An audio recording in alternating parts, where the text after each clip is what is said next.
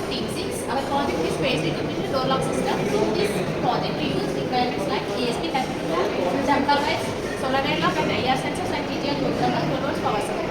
Existing solutions are digital lock, fingerprint lock, and both-edge lock. There are some drawbacks in that, so we introduced this face recognition door lock system. Face recognition door lock system uses camera to recognize the face, and when the face is recognized, the door is unlocked, and if it is not recognized, it displays an intruder alert. Advantages: low cost and easy to use, and we use ESP32 camera. This is the interior of our prototype. This is solenoid lock. This is supply board, and down here is the IR sensor. This is the relay module, and this is the ESP32 cam. The ESP32 cam works when the face comes in front of the cam. If it is recognized, the solenoid lock will open, and if it is not recognized, it will display an intruder alert on the website. Okay. We are using direct electricity to power the solenoid lock. When a face comes in front of the ESP32 cam, if it is recognized with the cam, then it is transmitted to the IR.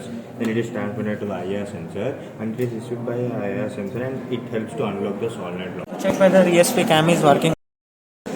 First connect the ESP cam to the laptop or 5 volts adapter connected to power supply.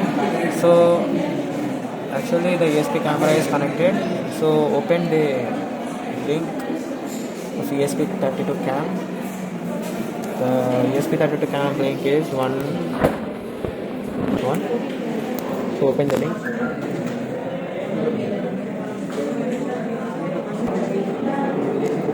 So as you can see, there are a few options.